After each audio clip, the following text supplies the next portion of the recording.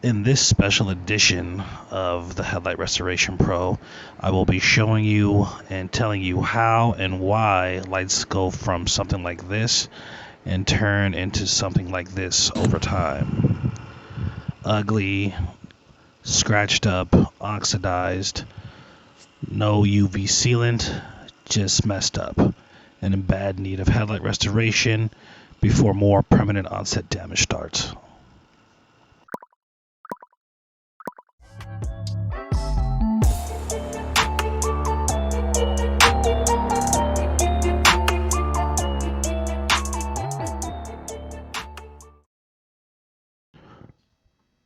Why do headlights go bad? Number 1, ultraviolet light. Number 2, direct impact. Number 3, design defects. Number 3.5, improper sealant method. Number 4, bugs. Number 5, poor vehicle hygiene. Number 5.5, benefits of washing vehicle. Number 6, drive-through car washes. Number 7, the importance of aftercare. Although there is more, these are the major issues of why your headlights go bad. The sun produces UV lights which bombard your headlights all day. Good condition lights, whether new or restored, have a protective coating which act kind of like sunglasses. This coating provides protection which ricochets, reflects, blocks, and bounces off the UV light. Direct impact. This happens when you exceed 40 miles an hour on the freeway or highway. Microscopic particles and granulates directly impact your headlight at high speeds, acting like a slow sandblast over time. Number 1 and number 2 lay the way for oxidation. UV damage is none other than radiation damage. The surface of the light begins to overheat. This, in combination with direct impact, starts to degrade the headlight surface. It becomes inefficient, in some cases non-existent. UV light is radiation. Radiation is heat, which causes burning, melting, cooking, and a bunch of other kind of damages to your headlights. There are 3 different major types of solar UV lights. Some of these UV lights are more harmful than others, but a majority of them are blocked by the ozone layer. What's left over is here to burn our headlights and other things. Those same UVs are the reason why you can burn things with a magnifying glass, or when you step outside in the sun for too long, you get sunburn. A proper well-working UV coating reflects a lot of visible and non-visible UV light. Most of the light that we see is at a rainbow spectrum, which is the visible spectrum of light, which is also why we see colors and rainbows. The other spectrum of light is a little bit more harsher than those in most cases. Those are the ones you cannot see. Those harsher ones that we do not see still attack the headlights. Design defects. There are a couple different design defects in most headlights. The biggest one is this mirror-like substance inside the headlight. It is designed to refract the light, or better yet, boost the light. When you boost the light, you boost the UVs. When you boost the UVs, you boost the heat. UV is radiation. Radiation is heat, hot. This is another reason why headlights go bad prematurely, by constantly overheating. Improper sealant method by most factories. The sealant method that they use to apply the UV coating is only halfway correct. This is why my headlight restorations look more amazing than the day they rolled off the lot. Check out this short clip of headlights being made from the factory. Basically, a machine presses little particles of plastic together in a heated mold. Then they are cooled and they are removed from the machine. Then they are wiped down to make sure there's no kind of lint or any kind of other debris that is stuck to the surface before the sealing. Then moved on to the machine to apply the UV coating. Now notice nothing else was done, so this UV coating is being sprayed on an ultra slick surface. Applying paint to any surface that is slick or overly slick means that the porousness is way down and it is not going to adhere correctly. This is why most things are either primered before final painting stage or roughed up a little bit to create the porous environment, which is optimal for any kind of adherence and longevity. Just imagine, if you would, painting a glass, or better yet, painting a mirror. What would happen in a couple of weeks or a couple of days or even hours? This is really similar in the problem that they have in this stage of the production of headlights. Pulled this up on a quick Google search of how do you get paint to stick to slick surfaces. Google's response was, existing peeled or checked paint should be scraped and sanded to a sound surface. Glossy surfaces should be sanded dull.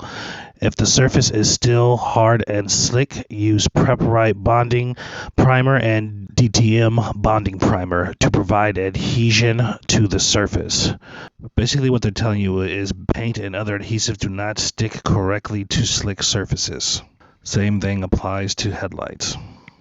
A common problem that everybody experiences is decaying biomatter, aka bugs. Depending on your place of residence or time of year, this can be more of a problematic situation. Not only are bugs acidic, meaning that they have their own degree of acid inside of them, stomach acid, they also are highly acidic, or anything is acidic when breaking down and decaying. So now you've let something decay and sit on your light for 2 weeks and dry, which can severely impact your headlight seal and UV coating by breaking it down chemically. This leaves weak spots in your UV coating. Poor vehicle hygiene can have drastic effects on your headlights and the longevity of your headlights or headlight restoration, besides being just gross.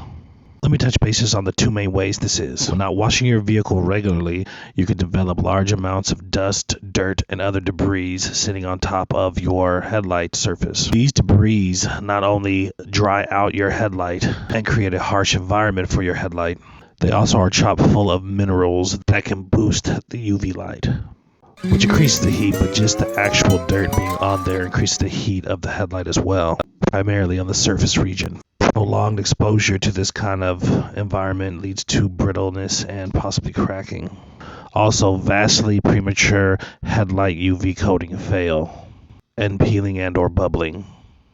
By not washing your car regularly, you're missing out on the benefits of washing your vehicle as far as your vehicle goes and headlights go. Most modern day car wash products have a small amount of wax inside of it, which wax your vehicle, aka waxes your headlight. These wax particles add an extra layer of protection that can last up to 3 weeks or more. So by continuing washing your vehicle regularly, you're adding that protection to your headlights, not only your vehicle. By not washing your vehicle regularly, you are missing out on these benefits, besides just removing those debris, which is a bonus in itself. Drive-through car washes.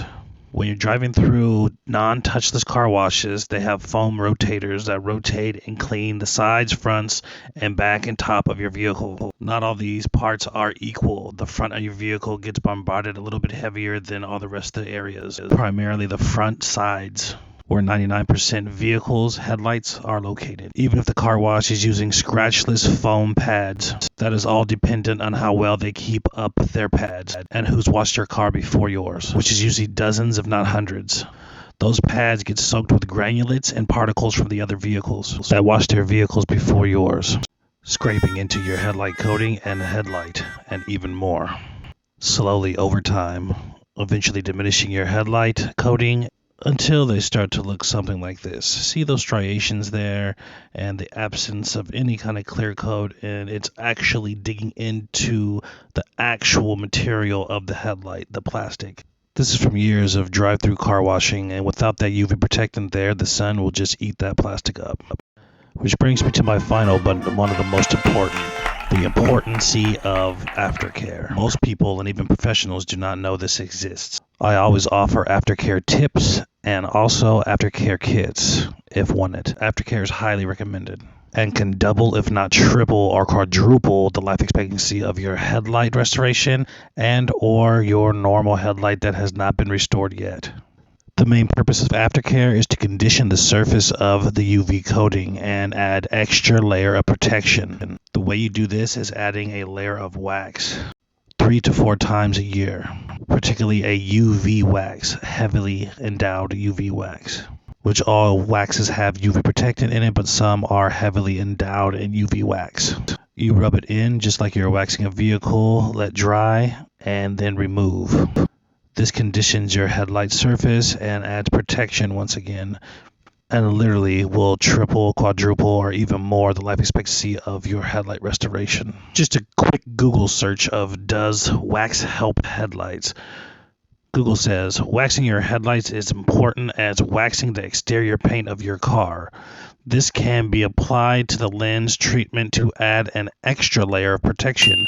Wax keeps debris from sticking to the surface of the plastic. And in plastic, they're referring to your UV coating.